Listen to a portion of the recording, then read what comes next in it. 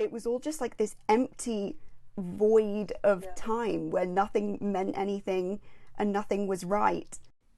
And I had no idea what to do with that.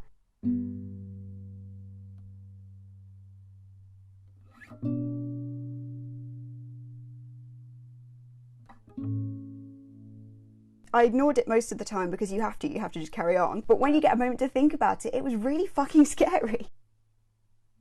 I know it sounds a bit strange, but I was sort of kind of excited in a way. Everything closing down and spending time at home, and it just sort of felt like it would be a slightly longer summer break. It was only when the reality of it all kicked in that I realised it probably wasn't that exciting, and it was actually an enormous thing in the end.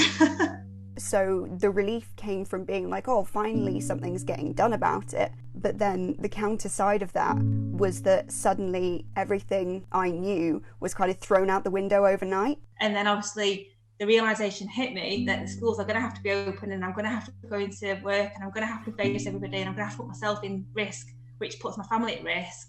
Really, really worried me. And I remember seeing like in social media, people like doing tons of stuff, like getting fit and learning to cook. I spoke to a gentleman the other day, said he's only going out about 4 days a week.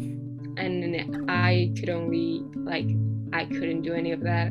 I couldn't get out of bed. Well, that's 3 days that he's not going out, and that's 3 days that he's not seeing a change of environment apart from the four walls of his flat, really. So everything changed immediately, and that was incredibly stressful, even though on first glances everyone was like, oh, everyone will just do everything from home, we'll all be in bed all the time, it'll be dead easy. But it wasn't, it really wasn't. Thinking can be your worst enemy.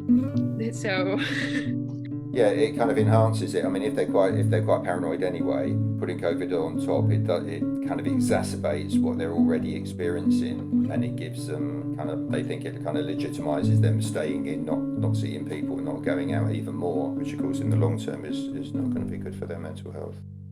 I just don't see the point.